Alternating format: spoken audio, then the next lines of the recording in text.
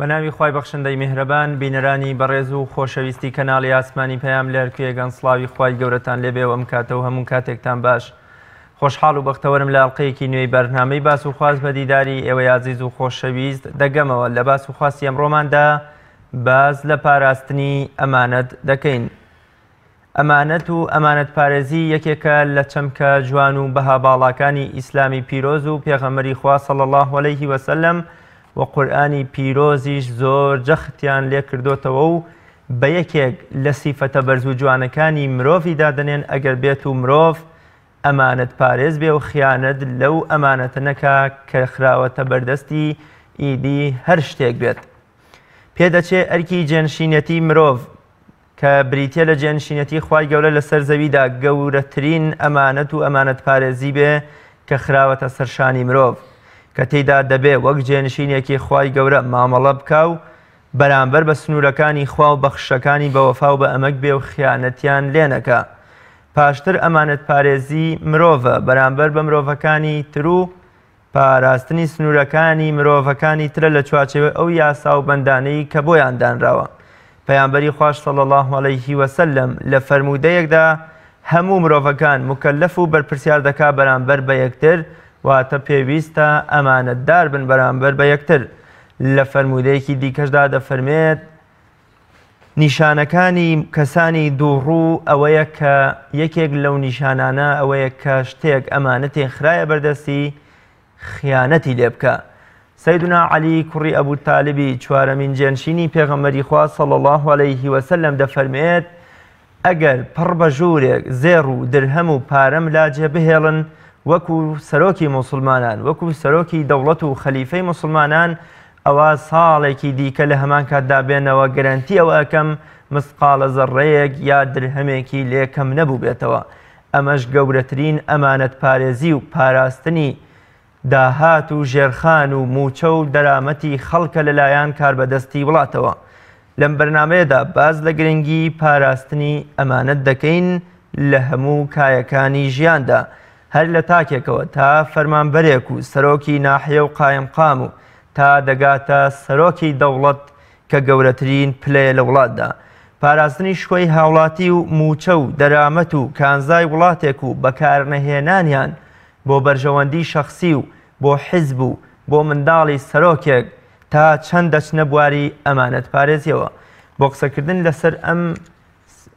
سیفەتە جوانەی ئیسلام و بۆ قسەکردن لەسەر ئەمانەت پارێزی لە ژیانی تاکەکاندا میوانداری زۆر بەڕێز مامۆستا عەفان شێخ ستێغ مامۆستای ئاینیم کردووە. مامۆستایان زۆر بەخێر بێ و سپاس بۆ ئامادەبوون. سپاس.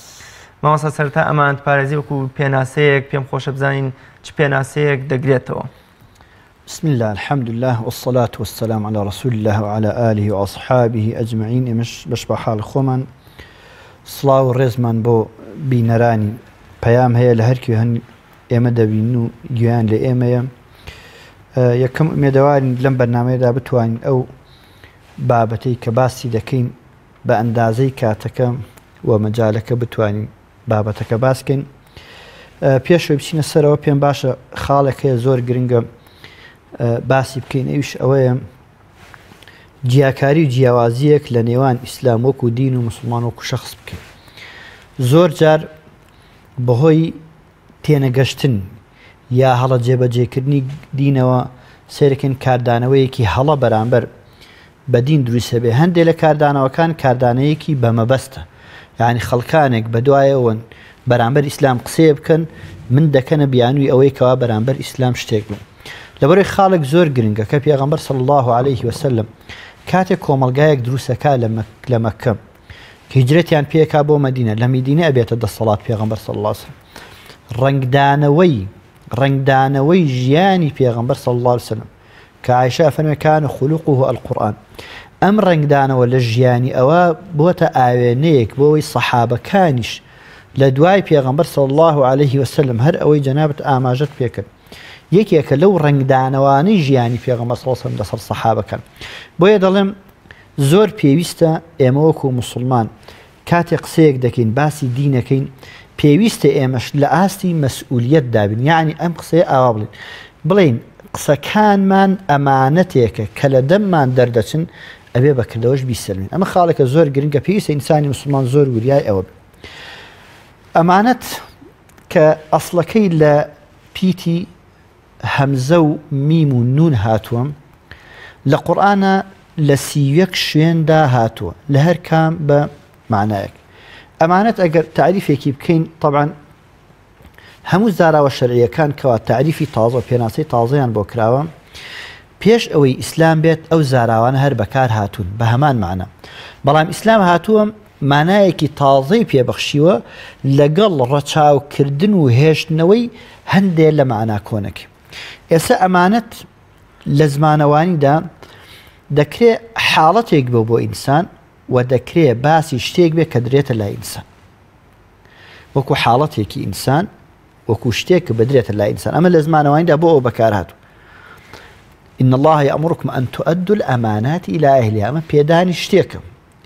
إنا عرضنا الأمانة على السماوات والأرض والجبال فأبين أن يحملنها وأشفقن منها أمش حالتك كوال إنسان دوس كاتل لزمانوانية دو بكار بردن يا لدو ريو بكار براوة لاصطلاح زاراوشا بريتيا لهر مافك كوا بيويس أكا لتو بجيب جينو بيبارسي هر مافك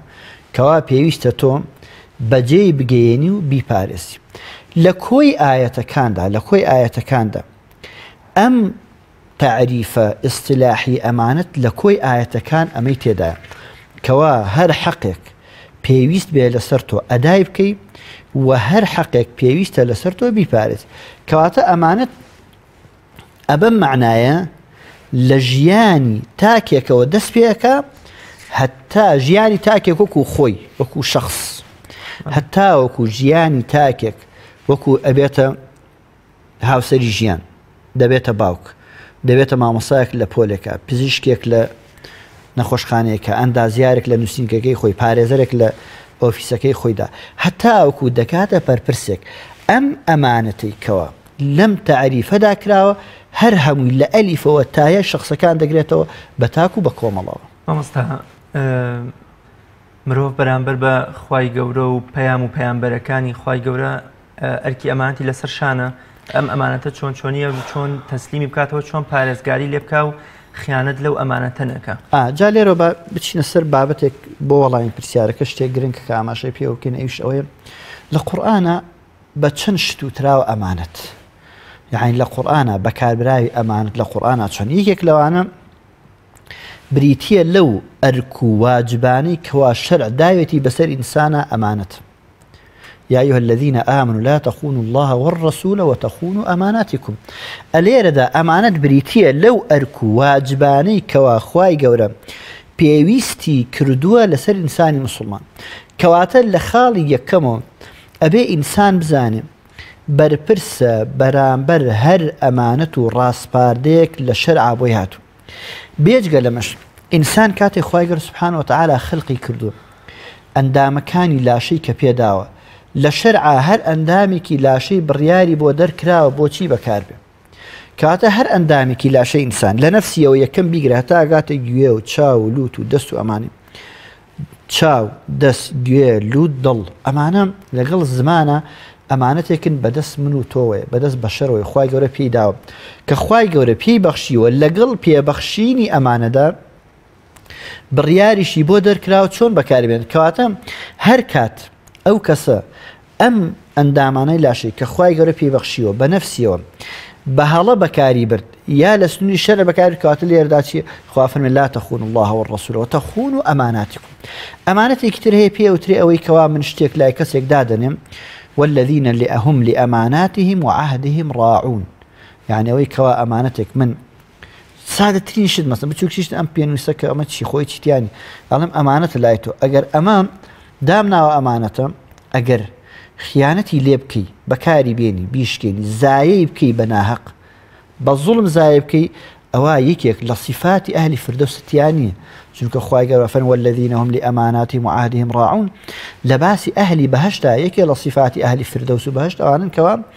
ڕەچاوی ئەمانەتەکانیان دەکەن پەیمانەکانیان ناشکێنن کەواتە ئەمانەت بگرە لە بچووکترین شتەوە تا گەورەترین پێ وترێ ئەمانەت بۆیە ئینسان دەبێ بیپارێزێ یەکێکی تر لەوانەیە ئەوەیە کەوا ئینسان ئەمانەتی خەڵکانێک کەوتە ژێر دەست ئیتر ئایا ئەم خەڵکە پیاەکە خێزانیەتی پیاەکە دایکێکە باوکێکە مناڵەکانیانە یا بەڕێوەبەری قوتابخانەیە کە مامۆستا قوتابخانەکان یا هەتا بەرپرسێک ئەمانە هەموویان ئەمانەتێکن کەوە ئینسان دەبێ بیان پارێزێ و هەڵیانگرە کەواتە لە لای خوای گەورە سوبحانەهو وتەعالا ئەوەندە گرنگی بەم بابەتە دراوە ئەوەندە ئەم بابەتە جێی گرنگیە کەوا خوای گەورە ئەوەی لە ژیانی ئینسانایە پەیوەستە بە ژیانی ئینسانەوە خوای گەورە بڕیاریە وەکو ئەمانەتێک لە لای داناوە دوای لێ وەرەگرێتەوە هەر کات لە کاتی وەرگرتنەوەدا ئەگەر خوا نەخواسم بچووکترین خیانەتی تیا کرد بێ ئەوە لە قیامەتە خوای گەورە عقابێک لە بەرامبەر فەوتاندنی ئەمانەتەوە عقابێکی لێ وەردەگرێتەوە. ڕاستە مامۆستا جۆرەکانی ئەمانەت چەند جۆر هەیە پاراستنی ئەمانەت و ئەمانەت پارێزی ئایا تەنها جۆرێکی هەیەیان چەند جۆرە و کامانن جۆرەکانی؟ ئێمە ئەتوانین بڵێن دوو جۆر ئەمانەتمان هەیە یەکەم ئەمانەتێکی مادیە دووەم ئەمانەتێکی معنەویە. ئەمانەتە مادیەکە وەکو چی؟ ئەمانەتی مادی وەکەوەی کەوا هەر شتێک کە بدرێتە دەست تۆ بدرێتە دەست هەر کەسێکم پێوتری ئەمانەت یەکتریان ئەمانەتێکی معنەویە وەکو ئەمانەتی عیبادەتەکان وەکو ئەمانەتی بەرپرسیارەتی بەرامبەر بەوانی لە ژێر دەست ئەمانەتێکی ئەمایان معنەویە هەردووکیان پێ ئەچێم جاری وا دەبێم ئەمانەتی مادی هەڵگرتنی ئاسانتر بێت تا ئەمانەتی معنەوی. ئەمانەتی مادی ئەگەر مەسەن ئەمەش بفەوتێ قەرەبوو دەکرێتەوە ئەگەر هیچ نەبێ کابراڵێک کاکە ئەمە یا گردنی ئازاکە یا پارەکەدات بەڵام ئەمانتە معنەویەکە لە بە هەڵە بەکاربردنی دەسەڵاتێکە هەڵە بەکاربردنی هەڵە هەنگاو هەڵگرتن لە شوێنەکە پێچەی گیانی دەها کەسی تیا بڕوە ئەم ئەمانەتە گەورەتر تاوە ئەمانەت لەبەر ئەوەی پێغەمبەر صلی الله عليه وسلم داکۆکی کردووە لەوەی کەوا ئەو کەسەی ئەمانەتە معنەویەکە هەڵەگرێ کەسێکی شیا و شایستە بێ. ئەبوو ذەری الغیفاری دێتە خزمەت پێغەمبەر عەلەیهی سڵات وسلام داوای مەسئولیەتێکی لێ دەکا ئەفەرمێ یا ڕەسوڵ الله من کارە مەسئولی ئەمە ئەڵێ پێغەمبەر صلی الله عليه وسلم دەست ئەدا لە شانی ئەفەرمێ ئینەکە مڕء ضەعیف لاوازی بۆ ئەفەرمێ ئینەها ئەمانە ئەم مەسئولیەتە ئەمانە نعمة المرضعة وبئسة الفاطمة ئەم ئەمانەتە سەرەتاکەی کابرا بێتە مەسئول ژیانی دەگۆڕێ لە هەموو ڕوویەکەوە هەنگاوێک دەچێتە پێشەوە دەیبینین بەڵام فەرمێ سەرەتاکەی نعمە بەڵام ئاخرەکەی چییە؟ بئسە زۆر خراپە. بۆیە لە ئەمانەتی مادیە پێچێ کەسێک بەس بتوانێت ئەمە هەڵگرێ ئەتوانین بیەمێ شوێنی هەڵگرتنی هەبێ بەڵام ئەمانەتە معنەویەکە بە هەموو کەس نادرێت. هەر بۆیش ئەبوو ذەری غیفاری خۆکیە ئەبوو ذەری غیفاری یەکێکە لەوانەی پێغەمبەر صلی الله عليه وسلم گێڕدراوەتە فەرموویەتی يعيش وحيدا ويموت وحيدا ويحشر يوم القيامة وحيدا بەتەنها ئەژی بەتەنهاش ئەمرێت لە قیامەتیشا بەتەنها حەشر دەکرێت. سەحابەیەکی بەڕێزی پێغەمبەر صلی الله عليه وسلم ڕێز و کەسایەتی و شخصیەتێکی تایبەت هەیە بۆ لای پێغەمبەر صلی الله عليه وسلم بەڵام خۆ ئەمە لێرەوە ئەوە ناگەێنێ کە ئەمی سەحابەیەکی بەڕێزە مادام سەحابێ هەچی ئەمانەتە بیدێتی نا پێغەمبەر صلی الله عليه وسلم لەم ڕووەوە ئەوەندە تند و قورس بووە لە ڕووەکانی ترەوە وانە بووە لە ڕووی ئەمانەتی مادی و هەرگیز وانە بووە بەڵام لە ڕووی ئەم ئەمانەتەوە پێغەمبەر صلی الله عليه وسلم گرنگی زۆری داوە. بۆیە بەڕاستی پێویستە ئینسان حتا یەکێکتر لە ئەمانەتەکان ئەبوو ذەری غیفاری دێت موسڵمانە بێ ئەفەرمێ دوای موسڵمان بوون پێغەمبەر صلی الله عليه وسلم ئەفەرمێ ئەبوو ذەر بگەڕێرەوە ناو عەشرەت و هۆزەکەی خۆت هەر کات بیستت سەرکەوتوین دەسەڵاتمان هەیە بگەڕێرەوە. ئەو ذەر دەگەڕێتەوە دوای ئەوەیە پێغەمبەر صلی الله عليه وسلم چێتە مەدینە ئەبیسێ پێغەمبەر صلی الله عليه وسلم چۆتە مەدینە حکومەتی ئەو جا دەگەڕێتەوە چونکە هەندێک نەفسیەت هەندێک شخصیەت هەندێک کەس هەن توانای هەندێک مەسئولیەتیان نییە مەسەڵەن هەندێک کەس هەن لە جیهادکردن ناتوانان نەوە سەحابە بچێت جیهاد بکە. پێغەمبەر صلی الله عليه وسلم ئەمانەتێکی تری پێداوە تا ئەم ئەمانەتە چونکە ئەمانەتی جیهادکردن پشت هەڵکردن لە جیهاد زۆر خەتەرە هەر کەس پشت لە جیهاد هەڵکاو بمرێ قیامەتەکەی ئەسووتێ. بۆیە پێغەمبەر صلی الله عليه وسلم هاتووە لە دیاریکردنی شخص بۆ ئەمانەتی معنەوی شخصیەتێکی تایبەتی هەڵبژاردو یعنی لە ناو سەحابەدا شخصیەتی تایبەتی هەڵبژاردو ئەم ئەرکە هەڵگرێ ئەو ئەرکە ئەو هەڵیگرێ ئەو ئەرکە ئەو هەڵیگرێ هەر کام وەکو ئەگەر ئەم تعبیرە دروست بێ پێغەمبەر صلی الله علیه و سلم وەکو پسپۆڕێک وەکو کەسێکی شارەزا بە دەرونی سەحابەکان وەکو کەسێکی شارەزا ناسینی تاکەکان حتا ئەوەندە پێغەمبەر صلی الله علیه و سلم لە ناو سەحابە و دەوروبەری مەدینە خەڵکی ناسیوە زانیوێتی ئەم خەڵکە بە خەڵکی چییە ئەم خەڵکە چۆن بێ لەورەی پێغەمبەر صلی الله علیه و سلم لەم سۆنگە و لەم ڕەهەندوو بوعدەوە هاتووە سەحابەی هەڵبژاردە بۆ ئەم ئەمانەتە گەورەیەکەوە ئەمانەتێکی معنەویە لە نوێژی لە کاتێکە پێغەمبەر صلی الله علیه و سلم نەخۆش ئەفەرمێ با ئەبوو بەکر ئیمامەت بکا بۆ خەڵکی عائشەی دایکی ئیمانداران ئەزانێ باوکی زۆر دڵنەرم هەر قورئانی خوێن ئەگری تەحملی نییە دوایی فەرمووی بە عایشە فەرمووی با عومەر ئیمامەت کە پێغەمبەر صلی الله علیه و سلم کە گوێی لێ و فەرمووی بۆ ئەبوو بەکر نایکە تووڕە بوو لە خێزانەکانی فەرمووی من وتومە بە ئەبوو بەکر بیکە یعنی لە پاش پێغەمبەر صلی الله علیه و سلم یەکەمین کەسێ بتوانێت ئەمانەتی ئەم ئومەتە هەڵگرێ پێغەمبەر صلی الله علیه و سلم دەزانێت کە ئەبوو بەکر ئەتوانێ هەڵیگرێ لەبەرەوەی بە ئاماژەی ناڕاستەوخۆ سەحابەکان تێئەگەیەنێ لە پاش خۆی ئەم ئەمانەتە دەبێ ئەمانەتە معنەویەکە دەبێت کەسێک هەڵیگرێت کەوا تەحمل لە هەمووی زیاتر بێ ئیمام عومەر کاتێک پێشەوەی شەهید بێ لە ئەفەرمێ ئەگەر ئەبا عوبەیدە بمایە دەمکردە خەلیفە لە پاش خۆم چونکو پێغەمبەر فەرمێ ئەمین و هذه الأمة کاتە ئەمانەتی مادی پێچەی هەموو کەس بتوانێ هەڵیگرێ بەڵام ئەمانەتە معنەویەکە وانییە ئەمەش ئەوە ناگەیەنێ کە ئینسان گرنگی بە ئەمانەتە مادیەکە نەدا بۆچی لەبەرەوەی پێغەمبەر صلی الله عليه وسلم لە شەوی هیجرەتە کە قوڕیش کۆ دەبێتەوە بەوەی پێغەمبەر صلی الله عليه وسلم شەهید کەن دڵخوامە ئەو پەڕی ناخڕەشی و عەداوەت و دژمنایەتی قوڕیشە بۆ پێغەمبەر صلی الله عليه وسلم دەی پێغەمبەر عەلەیهی سەڵاتو وەسەلام کۆمەڵێک ئەمانەتی مادی لەلایە هی کێ هی ئەوانەیە دێن دەیکوشن لەبەرەوەی پێغەمبەر کەسێک نییە لە بنەمای بەرژەوەندی و مەساڵحی ئیشکە کەسێکە لە بنەمای لەسەر بنەمای مەبدە ئیشەکە مەبدە کەمادام لە بنەمای مەبدە ئیشەکە ئەمە ئەمانەتە دەبێ بیگەێنێتەوە بۆیە دەبینین کاتێ پێغەمبەر صلی الله علیه و سلم هیجرەت دەکا نافەرمێ خۆ ئەمە کێ ئەمانە من ئەکوژن دەرمەکەن ئەوە سەحابەی هەموو دەرکردووە خۆ ماڵی ئەوانە بای بەم لەگەڵ خۆمان هیچ نەبێ قەرەبوویەکی ئەو ماڵە داگیر کراوە ئەو ماڵە دزراوە ئەو بەهەدەردانی ماڵی سەحابەکان بگرمەوە نا پێغەمبەر صلی الله علیه و سلم فەرمێ ئەی عەلی بخەوە لە جێی منە سبەینی ئەمانەتەکانیان بەرەوە کاتەمە خاڵێکە کەوا ئینسانی موسڵمان ئەبێ گرنگی زۆر بە ئەمانەت بدە لە فەتحی مەککە کاتێ پێغەمبەر صلی الله علیه و سلم هاتە مەککەوە کلیلی کەعبە بەدەست بنەماڵەیەکەوە بۆ پێغەمبەر صلی الله علیه و سلم وەری کرد کەعبەی کردەوە بتەکانیان تێکشکان عەباس وتی یا ڕەسوول الله ئەم کلیلە بۆ بەدەست ئێمەوە نەبێ یعنی بڵێن بنەماڵەی دەسەڵاتەوە نەبێ با بەدەست ئێمە بۆ ئەیدێتەوە بۆ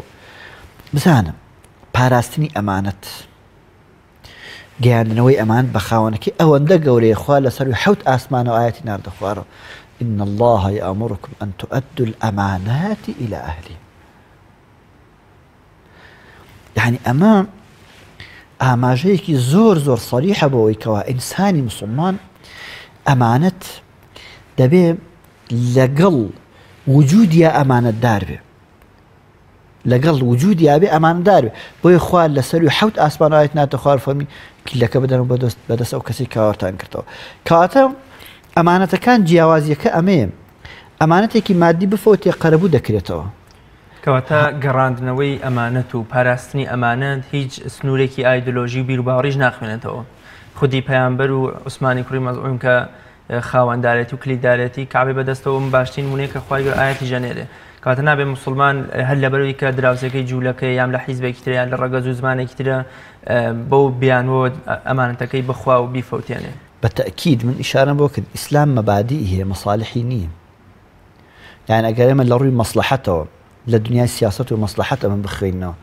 پێغەمبەر صلی الله علیه و سلم بە پێوەری بەشەر بۆی هەیە ئەوانە بەرە لەگەڵ خۆیە بۆچی چونکە ئەمە کابرا چوو هیچ سەحابەیەکی داگیر کردو ئەمەش ئێوە کابرایە کە داگیرکار و زاڵمە بە پێوەرە بەشەریەکە و عەقڵە بەشەریەکە عەقڵی ئینتیقام و تۆڵە ئەی با بەڵام ئیسلام مەبادئی هەیە ئەفەرمێ إن الله يأمركم أن تؤدوا الأمانات إلى أهلها لأصولها أفرمي هركات الفلام شو السرجمع بو استغراق بو همجيرية يعني أفرمي خواي قرفمي هتشي أمانة تامد بيدنا وأهلكي دي أما يكم نجوري أمانتك دياري كراوة شي بي قورو بتشوككي إن جاء أهلكش كيبه أهلك الرهاية كواتا كابرايك کە دراوسەیەکم بێ نوێژنەکەر بێ دراوسەیەکم بێ جوولەکە بێ دراوسەیەکم بێ مەسیحی بێ دراوسەیەکم هەر دینێکی تری هەبێ کە متمانەی بە دینەکەی من هەیە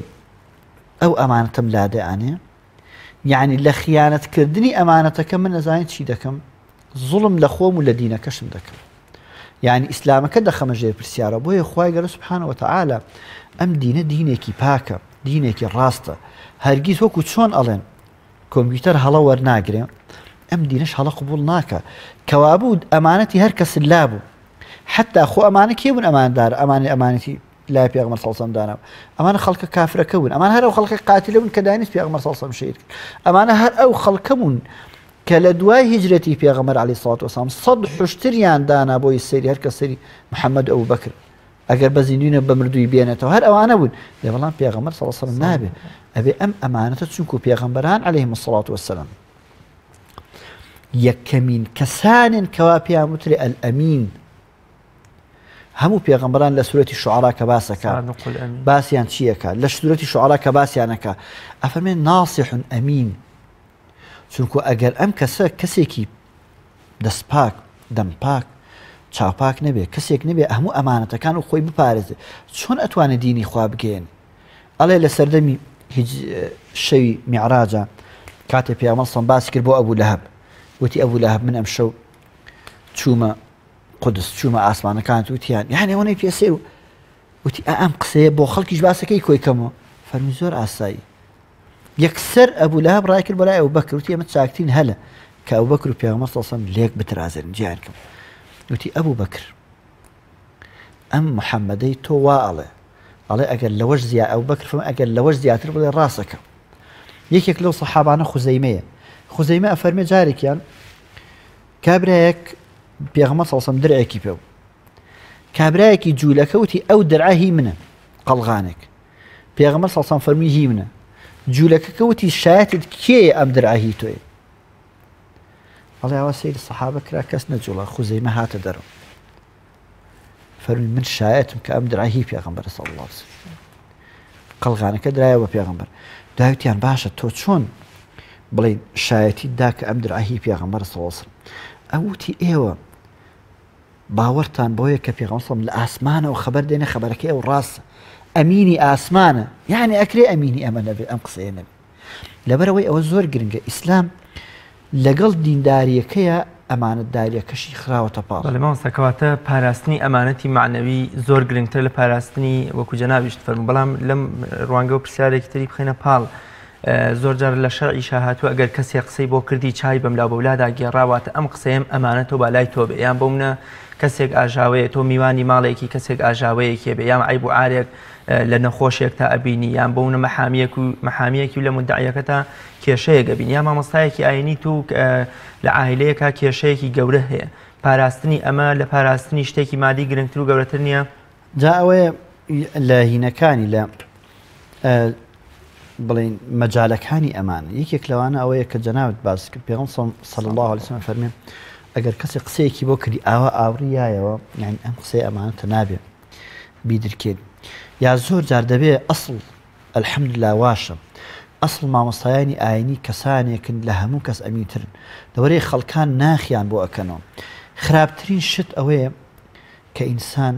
کە ئینسان خراپترین شتەوەیە کە ئینسان نهێنیەک وەکو نهێنی پێ بدرە و بیدرکێن ئیمامی عومەر کاتێک کە حەفسەی کچی بێوەژن دەکەوێ دەچێ بۆ لای ئەبوبەکر و عوسمان ئیمامی عوسمان پێڵێ ئەی عوسمان حەفسەی کچم بێوەژن کەوتۆ ئەمەوە بیەم بە تۆ ئیمام عوسمان دوای 1-2 ڕۆژ ئەڵێ پێویستم بە ژنهێنانی ئەچێ بۆ لای ئیمامی ئەبوبەکر پێ ئەفەرمی ئەبوبەکر بە تەمام حەفسەی کچم بدەم بە تۆ ئیمامی ئەبوبەکر فەرمی جارێ یعنی جوابی نەکرد و هیچی نەوت ئەفەرمێ لە دوای ئەوەی کە پێغەمبەر صلی الله علیه و سلم حەفسە دەخوازێ ئیمامی ئەبوبەکر دێ بۆ لای ئیمامی عومەر ئەفەرمێ ئەی عومەر ئەها ئەو کاتێک تۆ پێشنیاری حەفسەت کرد من بیستم پێغەمبەر صلی الله علیه و سلم جارێک باسی کرد نەویست ئەم سڕەی پێغەمبەر صلی الله علیه و سلم بڵاکەم بیکەین بە خەڵک یعنی ئەمەیە کە پلەی ئەبوبەکر دەبێتە یەکەمین کەس لە دوای پێغەمبەران چێتە باشی ئیمامی ئەبوبەکر کاتە ئەمە یەکێکە لە شێوەکانی پاراستنی ئەمانەت ئەوەیە کەوە ئەم کەسە شتێکی پێ بکە ئیتر لە هەر کەسەوە هەبێ حتا لە مناڵێک شێ حتا ئەنەسی کوڕی مالک ئەفەرمێن جارێ مناڵ بوو جارە پێغەمبەر صلی الله علیه و سلم ناردین بۆ شوێنێ دوایی چ وتم دایکە ئەچم بۆ شوێنێ وتی بۆ کوێ ئەچی دەڵێ وتم ئیشێکی پێغەمبەر صلی الله علیه و سلم دەڵێ وتی ئیشەکەی چییە ڕۆڵە دایک بڵێن بە عاتف و ئەوان قسەیەکە وتی نەدایک ئەوە سڕی پێغەمبەرە نابێ باسی کە صلی الله علیه و سلم یعنی هەر لە مناڵیەوە لەسەر ئەوە ڕایان دێن کە ئەمانە باس نەکرێت کە گەورە بوون ئەبێ چییان دێت ئەبێ و کڵە پیاوانیان دێ دەرچێت کە تەریخ شانازی پێوەکە کاتە یەکێک لەوانی کە جەنابەت باس کرد ئەوەیە کە ئینسان لەگەڵ بەرامبەری کە قسەیەکە یا مەسەن لە نێوان ژن و پیاوە یا مەسەن ئەمانەتێکە کەوا شایەتیدانێکە ئەمانەتێکە دادوەرێکەوە حکمێک دەرەکە ئەمانەتێکە کەوا کەسێک وەکو بڵێ سڕێکت پێ ئەڵێ کاکە ئەم قسەیە بە ئاگاد لێبێ ئەم قسەیە هەڵگرە کەواتە ئەمانە هەمووی ئەمانەتن بڵاوکردنەوەی کەتمکردنی شەهادەکە نادادوەربوون لە دادگاکەدا بڵاوکردنەوەی ئەو قسەی کەوا من ئەیکەم بە تۆ ئەڵێم ئەمانەتە یا بە دەم نایڵێم بەڵکو بە هێمایەک بە شێوەیەک بەتی دەگەم ئەوە ئەم ئاوڕێم و کە قسە بۆ تۆ ئەەکەم دەرخستنی ئەمانە بڵاوکردنەوەی ئەمانە خیانەتێکە لەو ئەمانەتی خوا ئەفەرمێ لا تەخون یعنی بەنەهی ئەفەرمێ خیانەت مەکەن کەواتە ئەگەر ئەمانە دەرکەوتن ئەمانە بڵاو بوونەوە مەسەن کابرایەک پارێزەرێکی کردو ئیشێکی بۆکە هەندێک شتی هەیە لەگەڵ خەسمەکەی بەرامبەریە ئەم شتانە تایبەتن ئەبێ بەس ئەم پارێزەرەی بیزان ئەم پارێزەی برێت بچێ کەشفیکەمە خیانەتەکە لە ئەمان یا کەسێک پرسیارێک لە مامۆستایەک دەکا متمانی بە مامۆستاکە هەیە شتێکی پێ دەڵێ پرسیارێکی لێ دەکا یا مەشوەرەتێکی پێ دەکا سەرکی ئەگەر ئەم مامۆسایە بچێ بیگەێنێ ئەمەش هەر چییە ئەمەش هەر خیانەتێکە لە ئەمانەت کە پێویستە ئینسانی مسلمان ئەم ئاکارە ناشیرنی تێدا بەدی نەکرێت مامۆستا باباز لە بەرپرسیارەتی و پلە و کاربەدەستێتی بکەین لە ژیانی تاکەکاندا تا چەند ئەمە بەرپرسیارەتی و ئەمانەتە تا چەند ئەم ئەمانەتە کێ خستوێتە ئەستۆی ئەو خەڵکانە پێویستە ئەمانیش وەفادان بەرامبەر بە ئەمانەتەکە ئەمانەتی مەسئولیەت ئەوەندە گەورەیە ئەوەندە خەتەرە پێغەمبەر صلی الله علیه و سلم گەورەترینی ئەمانەتەکان لەسەر زەوی ئەوەندە خەتەرە ئەوەندە گەورەیە ئەوەندە گرنگە پێغەمبەر صلی الله عليه و سلم لا ڕێبوونی ئەو ئەمانەتە بە هاتنی قیامەت باسەکە ئەفەرمێ ئیذا ضیعت الأمانة فانتظر الساعة ئەگەر ئەمانەتەکان زایە چوون لە دەست چوون تۆ چاوەڕێی چی بکە چاوەڕێی قیامەت بکە قالوا وكيف إضاعتها يا رسول الله صلى الله عليه وسلم أي پێغەمبەری خۆ زایەدانی ئەم ئەمانەتە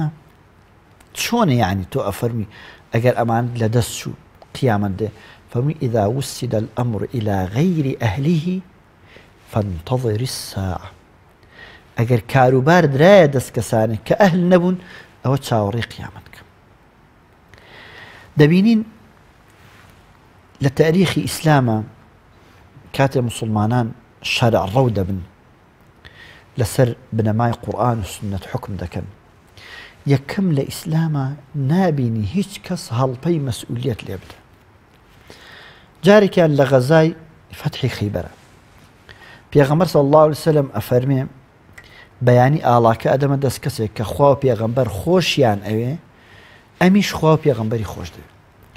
ئیمامی عومەر ئەفەرمێ سوێن بەخوا لە تەمەن ما بەس ئەو شەوە حەزم لە مەسئولیەت کردو نەک لەبەر مەسئولیەت لەبەر ئەم وەسفەی پێغەمبەر کردی عەلەیهی سڵات وەسەلام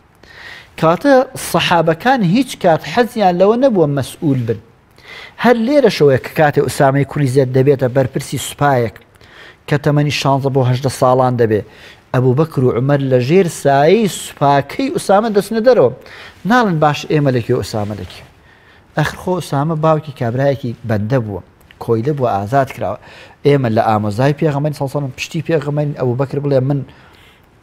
خەزورەی پێغەمبەرم صلی الله علیه و سلم من ڕەفیقی پێغەمبەر علیه الصلاة والسلام نا چونکە ئەمانە ئەزان ئەمانەت قورسە کە ئەزانن قورسە لێی ڕادەکەن ئەزانن قورسە لێی ڕادەکەن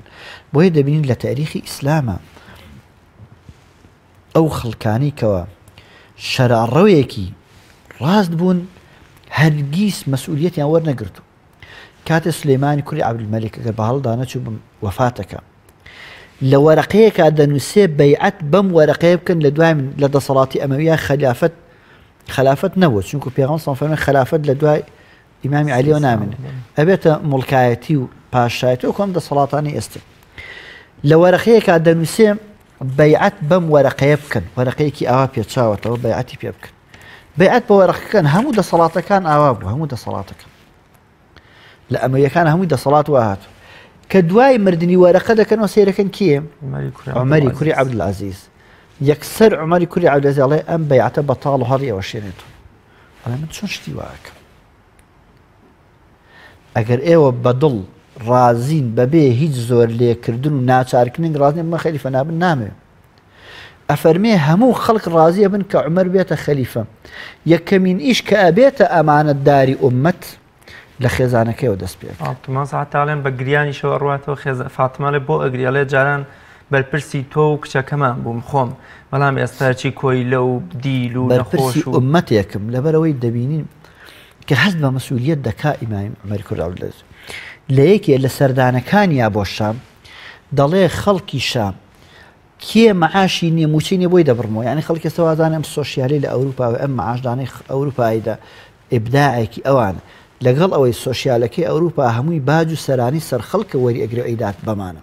بەڵام لە دەسەڵاتی ئیسلامیە باج و سەرانی سەر خەڵک نەبووە هەمووی داهاتی زەکات و سەدەقە و ئەو عشرەی کەوە خەڵکێک هاتووە مەسا ئەوەی ئێستا گۆڕیویانە دەیکەنە گومرگ عشرێک کە هاتووە ناو دەسەڵاتی ئیسلامی ئەوانە کە تاجرێک هاتووە لە ساڵێکە یەک جار عشرێکی لێ وەرکردوتر ئەو ساڵە هەمووی هاتووە چی تیجارەتی کردووە ئەمە بەرەحاڵ بابەتەکان ئەمە تێکەڵاوی نەکەین مەسمۆی ئەچێتە ئەوێ لەوێ ئەفەرمێ کێ مەعاشی نەمەعاشی بۆ بڕمەوە ئەفەرمێ لە ساڵی داراییدا ساڵی دارایی بڵێن لە یەکی یەکەوە بۆ یەکی ساڵی داهاتووە ئەفەرمێ نەیهێشتووە یەک فلس لە خەزێنەدا بمێنێتەوە وتێتی سەری ساڵ پارەی تازە خوای نێرە ئەفەرمێ یەک کەس نەبووە ئەبوو حەنیفە ڕەحمەتی خوای لێبێ نوعمانی کولی ثابت دەسەڵاتدار بانگی دەکات دەڵێ وەرە ببەرە قازی ئەوڵێ من قەزاوتم پێ ناکرێت ئەڵێ درۆەکەی ئەڵێ دەوەڵا کە درۆزم کاتەر قازی ناگە قازی یعنی ئەوەندە ڕایان کردووە لەمە چووک و زانیویانم نعمة المرضعة وبئسة الفاطمة زانیویانە سەرەتاکەی چۆنە کۆتاییەکەی چۆنم لە هەستکردن بە مەسئولیەتەوەیەن کەوا ئینسانی مسلمان نابێ بۆ ڕابکە ئەبێ لێی ڕابکە چونکە ئەزانێ عاقبەتەکەی چۆن ئیمامی عومەر دەفەرمێ سوێن بەخوا ئەگەر هێسترێک لە شاخەکانی عێراق پێ هەڵکەوێ ئەترسم خوا لە قیامەتە پرسیارم لێ بکە جادەکەت بۆ چاک نەکرد ڕێگەکەت بۆ چاکردن بە ئاسانی بڕوە کاتە گەورەترین ئەمان بریتە لە ئەمانەتی خەڵک کە لە ئەستۆی تۆدا بێ چونکە ژیانی ئەم خەڵکە بژێوی ئەم خەڵکە پەروەردەکردنی ئەم خەڵکە فێرکردنی ئەم خەڵکە هەمووی لە ئەستۆی تۆدایە ئێستا لە دەسەڵاتی هەر وڵاتێکە مەسئولی یەکەم سەرۆک کۆمار بێ یا سەرۆکی وەزیران مەسئولی یەکەمی ژیانی هەموو ئەو خەڵکەی کە تیدا دەژی لە گەورە و بچووکی دەڵێن لە سەردەمی یوسف پێغەمبەر عەلەیهی سەلام هیچ کات تێر نەبووە خەزێنەداری زەویش و هەموو کاتێ برسی بووە وتیان قوربان بۆ تۆ هەموو کاتێ برسیت ئەی بۆ تێر ناخۆی فەرمێ ئەگەر تێر بخۆم خەڵکی برسیم لە بیرش ئەبوو هورێرە دەفەرمێ جارێکیان شکاتمان لای پێغەمبەر کرد عەلەیهی سەلام وتیان یا ڕەسوڵڵڵا بەردێکمان لە سکمان بەستووە لە برسانە تون وەکو چۆن ئاوا پشتێنێک تون ببەسی ئەڵێ پێغەمبەر سەلام کەلیمە قسەی نەکرد کراسەکەی بەرز کردو دوو بەری لەسەر سکی بەست جابری کوڕی عەبدوڵڵا ئەڵێ لە غەزای خەندەقا سێرم کرد پێغەمبەر سەڵ سەڵەم ڕەنگی زەرد بووە وتم واللهی ئەمە پێغەمبەر عەلەیهی سەڵام لە برسانە ڕەنگی وای لێهات چوومە بۆ لای خێزان وتم چیمان هەیە خێزان وتی واللهی تۆزێ گۆشت و تۆزێ هەویرمان هەیە بەشی 6-7 کەسەکە بڕۆ بچپێنە بە گوێی پێغەمبەر صلی الله علیه وسلم بڵێ ئەی پێغەمبەر تۆ لەگەڵ 6 کەسا لە ماڵی ئێمە داوەت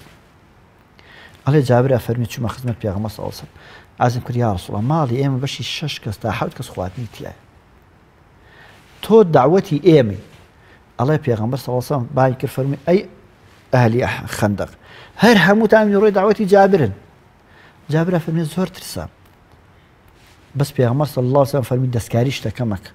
با خۆم بێمەوە گەڕایە بۆ لای خێزای وتی بە خێزانی وتی واللهی پەنێکی زۆر خراپمان بە خۆماندا چییە والله کاکە هەموو ئەهلی خەندەق دعوەتن ئەڵێ خێزانی وتی پێغەمبەر صلی الله علیه وسلم هیچی پێ نەوتی وتی بەرە وەڵا فەرمی دەستکاری مەکەن جا ئەگەر ئەمە هەست بە مەسئولیەت نەبێ ئەی چۆن ئەیوت دەباشە خۆمان ئەدزینەوە دوای یینەوە بەناوی مەسەڵەن بڵین نوێشکردنەوە یا ئەمانم ئیمامی عومەر دەفەرمێ لە سەردەمی خلافەتیا کە فەتحی ئازەربایجانە کرێ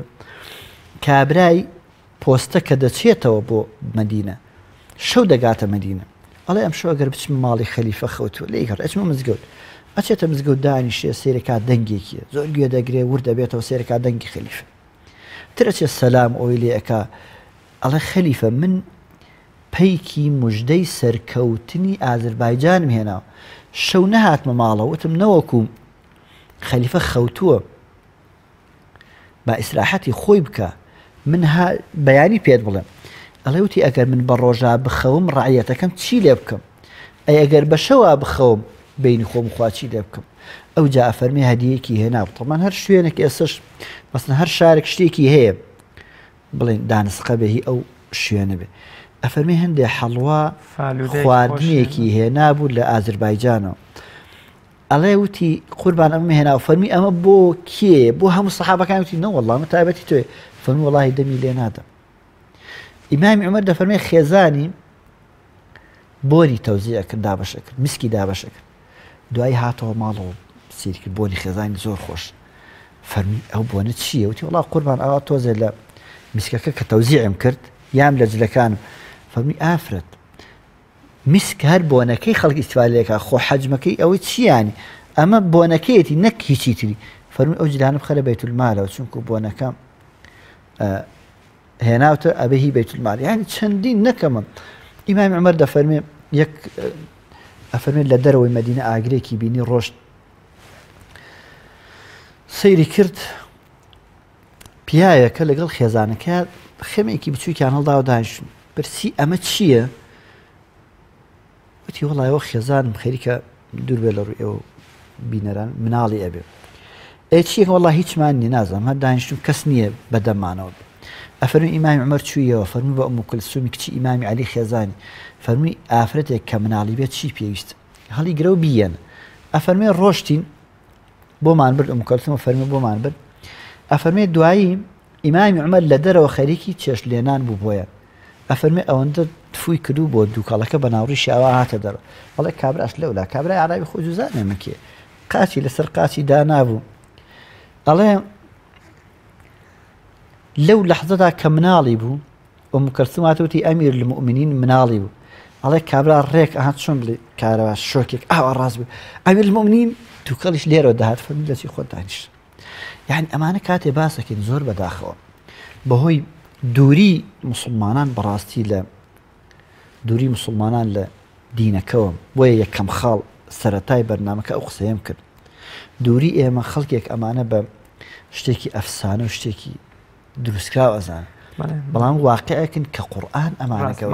قورئان ئەمان دروست لە وتانی دەست بەکاربوونیە سەیدنا عومەری کوڕی خەتاب ڕەزا و ڕەحمەتی خوای لێ فەرمووی ئەتا بە ڕێگەی ڕاستی خوا و پێغەمبەرا ڕۆشتم ئێوە شوێنم کەون ئەگەر لامدا ڕاستم کەن ئەڵێن ئەگوترێ پیاوی وتێتی ئەگەر لاداوە بە شمشێر ڕاست دەکەینەوە ئیمامی عومەریش فەرمووی زۆرم پێخۆشە کە کەسێ بێ ئەرکی جەماوەر نییە یان ڕۆڵی جەماوەر نییە لەم سەردەما هەرچی بەرپرسێک لە کایی دەسەڵاتی سیاسیا ئەبین بە تایبەت لە یانێ میکسانە هەمووی دز و گەندەڵ و پیا و خراپ دەرچووە بۆ نمونە 26 ساڵ ئێمە ئەناڵێنین بەڵام هەز ناکەی میلەتە نازانێ ئەمانەتەکەی لای کێدانێ هەر میلەتە بکوژەکانی پێغەمبەرن صلی الله علیه و سلم ئەچن لەبەری ئەوەی لای پێغەمبەر دایبنێن ئەچن لای ئەبوو جەهل و ئەبوو سوفیان و ئومەیەکان دایەنێن پێویستە جەماوەر تاکەی هۆشیار بێتەوە ئەمانەتی بەرپرسیارەتی کە وەکو جەنابەت فەرموود گەورەترین و سەختترین و خراپترین ئەمانەتێکە ئەگە خیانەتی لێ بکرێ پێویستە لای کێ دایبنێن ئایا پێویست نییە لە بری لۆمەکردنی بەرپرس و سەرکردەکان لۆمەی جەماوەر بکرێن وەکو پێغەمبەر فەرمێ مسلمان نابێت دووجار لە کونێکان مال بیگەزێ ئەمە چەند ڕەهەندێکی هەیە یەکێک لە ڕەهەندەکان بوعدێکە بوعدی مبەلیغەکان لێرەوە سیرکی بوعدێکی تر گوێگرەکان بوعدی سێیەمیش ڕاگەاندنەکان یەکەم ئێمە وەکو مامۆستایانی ئاینی زۆر زۆر پێویستە یەکەم لە خۆمانەوە دەست پێ بکەین زۆر بەداخەوە ئێمە مامۆستایانی ئاینی زۆر بەداخەوەڵێن دابش کراون بەسەر هەموو کەس یعنی ئەوەندە مامۆستا بەشکراوە خەڵکی شەراوە بەشکراوە کەواتە ئشکالەکە لێرەوە دەست پێەکە ئەڵێ ئەگەر شتێک بگەنێ خوێی تێەکەن ئەگەر خوێەکە گەنی چی لێ بکەین یعنی یەکێک لە ئشکالەکان لەگەڵ ڕێز و حورمەتمە الحەمدوللا مامۆستایانی ئاین تا ئێستا شان و شکۆ هەیبەتێکیان هەرەیە هێشتویانەوە خۆیان بوونەتە سەبەبی کە بمێنن بەڵام خوا نەخواست ئەم دابەشکاریە زۆر خەتەرە بۆیە بەڕاستی پێویستە مامۆستایانی ئاینی لەگەڵ هەموو کەسا لە یەک ئاستا بوەستن ئەوە نەبێ من ستایشی تۆ بکەم پێشکەشکارەکەی تر دەرکەم مامۆستایەکتر بێ ستایشی ئەو بکە تۆ دەرکە ئەمە نەبێ کاتە ئێمە یەکەم مامۆستایانی ئاینی دەبێم خوێندنەوەیان بۆ بەرامبەر هەڵسان و دانیشتەکانیان لەسەر بنەمای قورئان و سنەتی پێغەمبەر صلی الله عليه وسلم کاتە یەکەم دەبێ ئەمانە ئیسلاح بکرێن چونکە ئەم گروپە ئەگەر ئیسلاحی تێدا بکرێت ساڵح بن هەموو خەڵک بەگویان دەکات ئێستش بزانم لە هەموو دنیا کوردستانیش بەشێکە لەم مەنزومەی ڕۆژهەڵاتی ناوەڕاست بن لە ڕۆژهەڵاتی ناوەڕاستە هەر دەسەڵاتدارێک کێشەیەکی بۆ بێ چارەی پێ نەبێ یەکسەر ڕوو دەکاتە مامۆستایانی ئاین ئەوان چارەی بۆ دەکەن کاتە پێگەیەکی تایبەتیان هەیە مامۆستایان بۆیە پێویستە ئەم پێگەی زیاتر بپارێزین زیاتر بپارێزین پارێزراوە پێویستی بە زیاتر ئەمە یەکەم دووەم پێویستە خەڵک بەڕاستی ئەوە بزانن هەر کەس هەر نەفرێک من کە تۆ دەهێنم دەتکەم پێشکەشکاری بەرنامەکە چاکت ود لە چاکەکە تا بەشدارم خراپیش دوور لە تۆ خراپیش ود لە خراپەکەش تا بەشدارم کات خەڵک دەبێت بەم عەقڵیەتەوە بیرکاتەوە خەڵک دەبێت بزانیم کەسێک دەچێتە سەرەوە ئەم دەیباتە سەرەوە بەرزی دەکاتەوە ئەمەی ئەم بەرزی کردوێتەوە هەرچی بکا بۆ ئەمیشە چونکەمە دانانی ڕێوشوێنێکم ڕێگایەکی بۆ تەخت کردووە کاکە جەنابەت فەرموو تۆ دەمڕاستی ئێمی ڕیشسپی ئێمی دێ ئەم ڕیشسپیە کە تۆ ئەیکەیتە ڕیشسپی لە چاک و خراپ یا بەشداری با ئێمە لەم عەقڵیەتەوە بیرکەینەوە لێرەوە بیرکەینەوە کە بەشداری لەم لاشەوە ئیسلاحکردن و چاکسازیکردن لە هەرەمی دەسەڵاتە بە بشێوینانەوە دروست نابێ یعنی چۆن یعنی ناکرێ هەموو خەڵک لە یەکەوە تا ئاخر بێنە سەر جادە و هاوار بکەن نەمێنە نا ئەبێ یەکەمین ڕێگا خەڵکانێکە بن ناسیحێکی ئەمین بن یعنی خەڵک بزانێ من ناسیحی ئەمین ئەم خەڵکانە لێرەوە دەست پێ بکەن نەکەوێ مەسەن من بچم کاکە خەڵک هەڵنێم خەڵکینەوە لە سەر شەقام وا بکەن و وا بکەن و ئەمە بشکێن ئێمە تا ئێستش نازانین سەر شەقام چی بکەین زۆر جار دێنە سەر شەقام بشێوی دروستە بێ خەڵکێکی بێتاوانی تیا کوژێ خەڵکێکی بێتاوانی تیا کاتە پێویستە پێغەمبەر صلی الله عليه وسلم کە ئامۆژگاری سەحابە کاک فەرمووە ئەفەرمووە النصح لكل مسلم یعنی ئەبێ ئامۆژگاریەکی باش بین بۆ هەموو مسلمانێک دەیکەواتە ئامۆژگاریکەری باش ئەوەیە کەوا تاکتاکی ئێمە مەسئولین بەس چۆنیەتی گەیاندنەکەی فەرقەکە مەسەن کابرایەک لە من لە مزگەوتەکەی خۆما ئەتوانم بیگەێنم چونکو بەرپرسی شوێنەکەی خۆمم بەس کابرایە کە نوێ شوێنە نابێ وەکو من ئەدای بکەم کەواتە ئەلێرە قەزیەکە ئەمەیە ئێمە بین یەکەم مامۆستایان دابش نەبین بەسەر کەسە دووەم خەڵکەکەش خەڵکێک بیرکاتەوە کە بزانێ کاکی گیان من جارێک هاتم بوومە برا گەورەی ئێوە ئیسیفادەی نەبوو زەرەری بوو جاری دووەم ئیسیفادەی هەر زەرەری بوو جاری سێم بۆ ئەم کەنەوە برای گەورەی خۆتە اینجا دوای کەناڵەکانی ڕاگەیاندنیش زۆر بەداخەوە یعنی بەڕاستی من گلەیم لە کۆی کەناڵەکانی ڕاگەیاند میدیا بینراوە بیسراوەکە هەر ئێستا لەم بارودۆخی ئەم سێ چوار ڕۆژەی ئەم کوردستان کە گوزەرم هەندێک کەناڵ بڕۆ ئەبینیم یعنی ئەڵێ دنیا هیچ ماسی مەیی و هەندێکی تر بڕۆ ئەڵێ یەک کەس دەرنەچوو یعنی بەڕاستی دەبێت کەناڵەکانی ڕاگەاندن چونکو هەموو شوێنێک هەموو ماڵێک گەورە و بچووک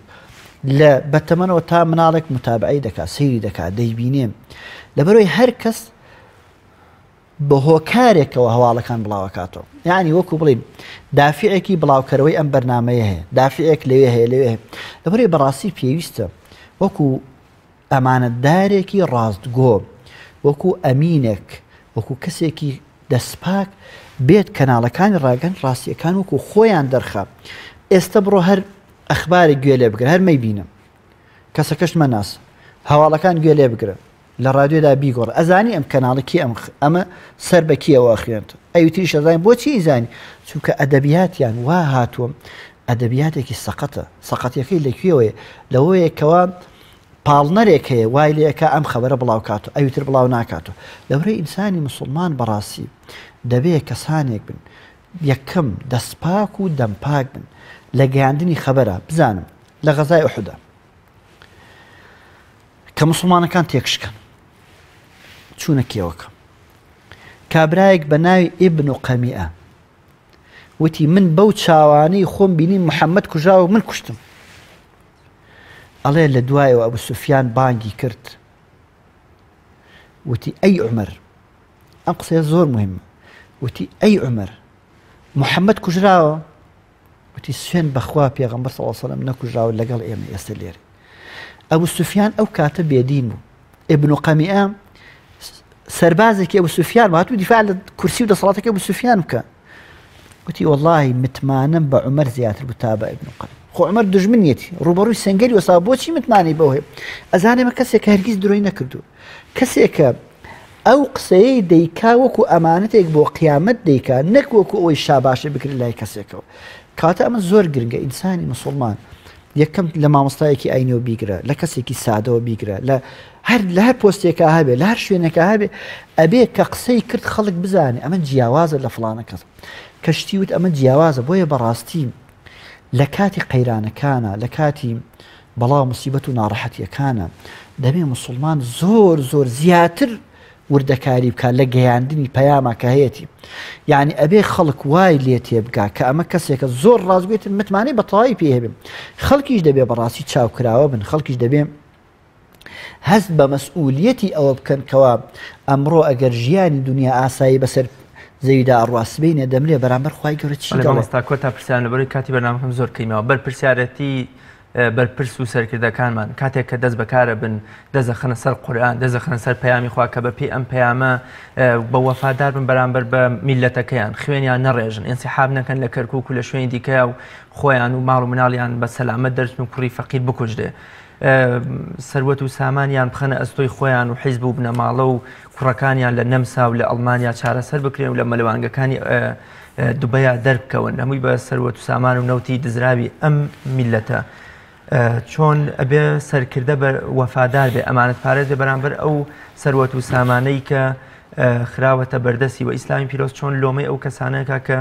بەیتولماڵ و سەروەت و سامانی میلەت بۆ بەرژەوەندی خۆیان بەکارهێنن یەکەم خەتەری ئەوەیە کە تۆ سوێن بخۆیت و سوێنەکەت بخی دووەم خەتەری ئەوەیە لە سوێن خۆردنە خواردنە خەڵکی چاواشە بکە یان ئەمانە هەر یەکی بۆ خۆی گوناهەیەکە و لە قیامەتا تۆڵەیەکێ سێیەمیان پێغەمبەر صلی الله علیه وسلم ڕۆژێکیان کابرایەک هەندێشتی بۆ هێنا بیبەخشی ئەفەرمێ هەتا شەو پێغەمبەر صلی الله علیه وسلم خەریک بوو بەخشیەوە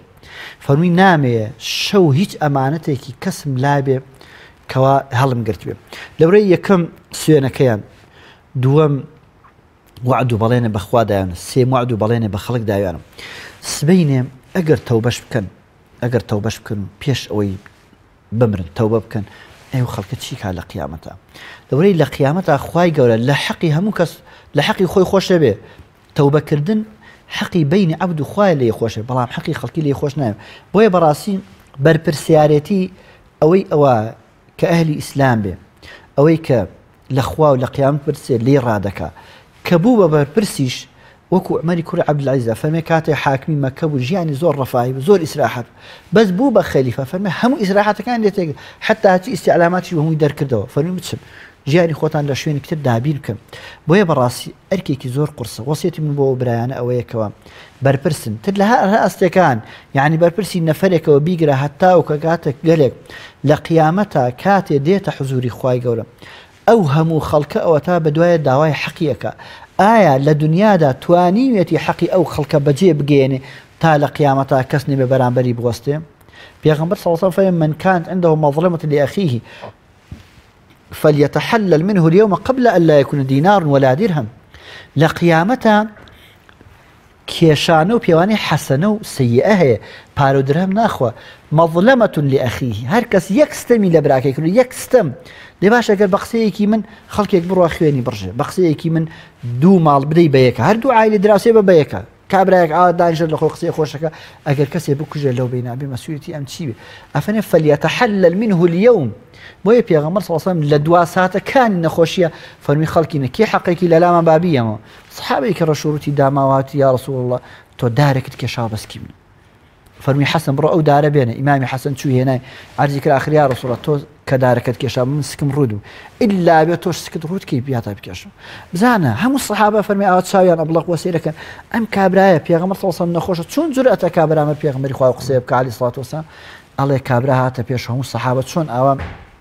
دەی هەنگاینە هەموو سەحابە ئاوا چاویان ئەبڵق بوو چییە کام کابرایە دارەکەشی پێ یەکسەر پێغەمبەر صلی الله علیه وسلم سکی پێغەمبەر صلی الله علیه وسلم ماچەکە مەبەست ئەم نقطە ئەمەیە پێغەمبەرێکە خوا فەرمی لیغفر لك الله ما تقدم من ذنبك وما تأخر پێغەمبەرێکە خوای گەورە فەرمێ وسیلە خۆی ئەفەرمێ وسیلە مەقامێکە تەنها بۆ منە یەکەم کەسە دەرگای بەهەشت دەکاتەوە یەکەم کەسە ئەچێتە بەهەشتەوە تەنها کەسێک شافعی قیامەت بێ ئەوێ لە دنیا داوا دەرچێ ئەوێ وەسی ئەو خەڵکی ئەمڕۆ چۆن بێ زۆر سپاس دەکەم بەڵام بەداخەوە کاتی بەرنامەکەمان تەواو بوو خوای گەورە پاداشتی بەخێرداتەوە بینەرانی بەڕێز و خۆشەویست سپاس بۆ ئێوەی ئازیزیش کە تام ساتە بینەری بەرنامەکەمان بوون تا بە یەگەیشتنەوەی تر بەخوای گەورە میهرەبانتان ئەسپێرم خواتان لەگەڵ